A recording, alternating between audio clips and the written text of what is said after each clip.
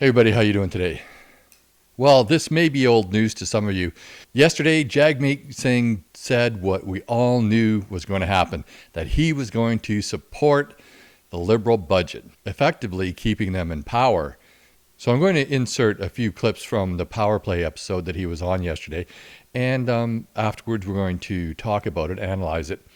And you should stick around to the end, because in my analysis, I'm going to provide 4 possible scenarios as to what may happen to Canada, because I truly believe that this might result in the collapse of our country, at least financially. And I think a lot of people believe that. So right now, here are some clips from Power Play.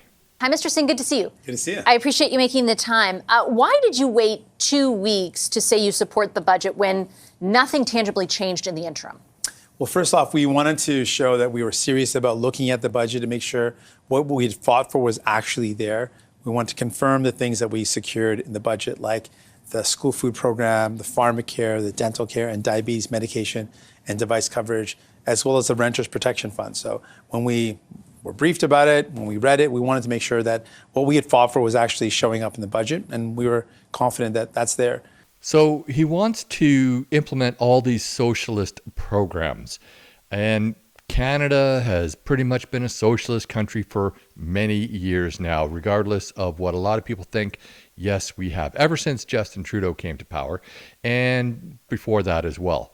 But he has no clue as to the damage these programs will cause because of how much they will cost. He thinks that you can buy your way to prosperity, when in fact you can't. You have said Justin Trudeau is a failed leader who is bad for Canada, and yet you're not willing to actually vote in that manner. You are keeping them in power despite your concerns, despite saying something like that.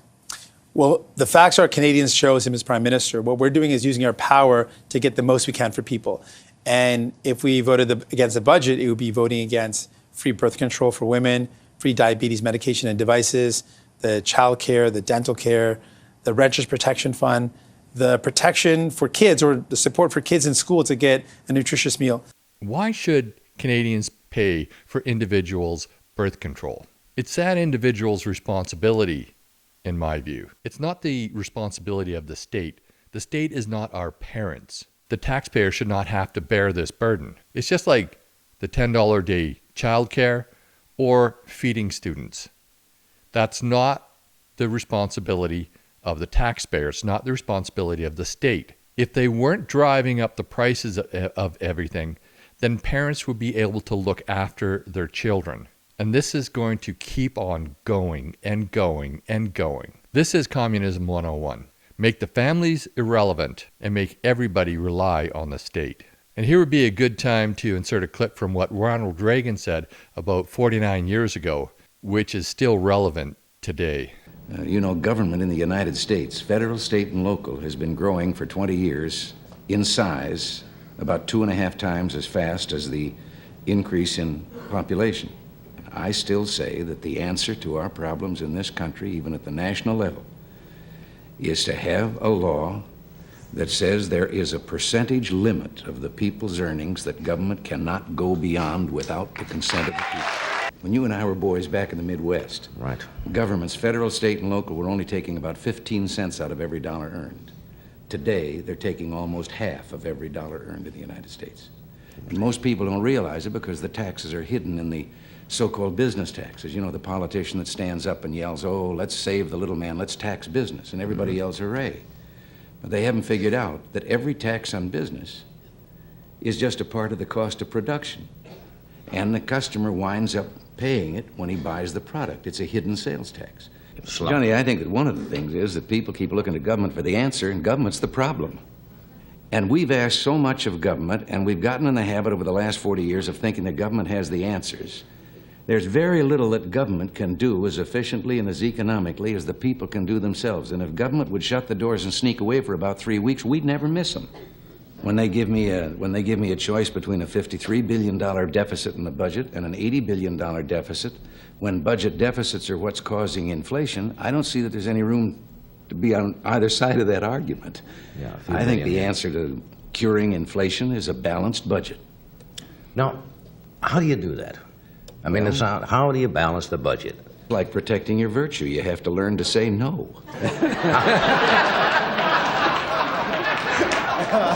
What's the second option?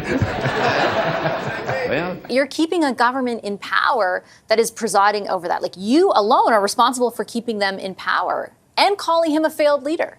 Well, I mean, I think that's not the fair way to look at this. The scenario is we're forcing them to do things they wouldn't otherwise do. Their decisions are their decisions. Their failures are their failures. We're using our power to force them to do things they wouldn't otherwise do. The fact that the Liberals are failing people, that's for the Liberals to answer. You had 2 weeks. What does it say that you weren't able to force any of those changes? And ultimately, if you don't, what is the effectiveness of the agreement that you have in place? He's a failed leader, according to you. He's not doing the things that you wanted for the most vulnerable Canadians. Like, what's the point? It shows that he's out of touch. It's evidence that the Liberals... Doesn't it show that you are too? No, it shows the Liberals are out of touch. So yes, Vasi called him out.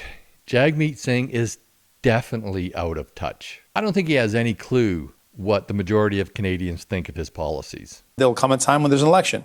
And I'll put to Canadians, look at how out of touch Justin Trudeau was as Prime Minister, how disconnected he was from the struggles you're going through. We fought and forced him to do things that made your life better, but give us the opportunity to be in power and imagine what we could do together. Now, I'd say he's delusional here, but I doubt that he really truly believes that he will ever be Prime Minister. I have to ask you the blunt political question. I just have time for one more, Sure. which is that people will say, you're not willing to take the step of voting against them or forcing an election because you'd lose. Here she just calls it like every Canadian sees it. We're going to have an election, and I'm ready to run as Prime Minister for this country. the 9 most terrifying words in the English language are, I'm from the government and I'm here to help. Singh can save Canada if he wants to, but his ideology is getting in the way. And so is his fear of losing his job. There's nothing new under the sun here. Pierre Elliott Trudeau spent like a madman and drove our economy into the ground. And then subsequent governments, both Liberal and Conservatives, had to pick up the pieces. History has told us over and over again that the Liberals will screw up our economy, and then the Conservatives will have to put it back together. If only the Liberals would learn from history instead of repeating it. So as I promised at the beginning of the video, I'm going to present 4 scenarios here of what might happen to Canada in the near future because of what's going on currently. Scenario number 1 is there's no change in government. And because of the Liberal policies, our country implodes. Government grows and grows and grows until it's too big and it collapses in on itself. The lifespan of societies generally lasts from 150 to 250 years before there is some sort of big change, unrest. Sometimes the entire society collapses. We're right in that time frame. So is the United States, for that matter. And we seem to be on the same trajectory. And it's not just the financial situation that Trudeau's spending has got us into. It's also his unchecked migration. But that's for another video. Scenario number 2, which I admit is probably the most likely. Our economy crashes, but we somehow make it to the next election. And then the Conservatives take power, and it will take years, maybe even decades, to dig us out of this hole. Scenario number 3 is somehow we are able to force an early election. And then the Conservatives can start to fix the economy before it's a total disaster, which some would argue it's already there.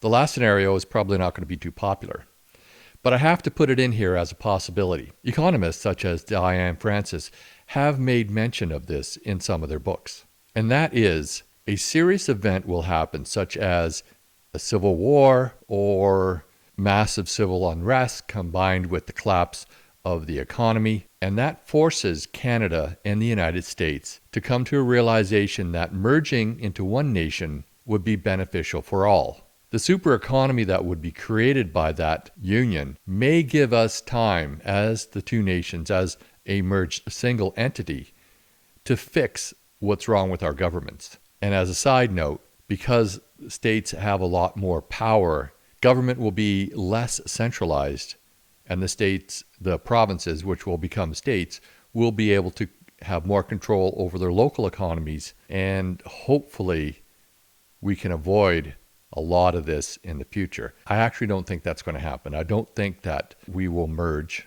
as one nation. As beneficial as that would be to our economy, I don't think the Canadian people have the appetite for that.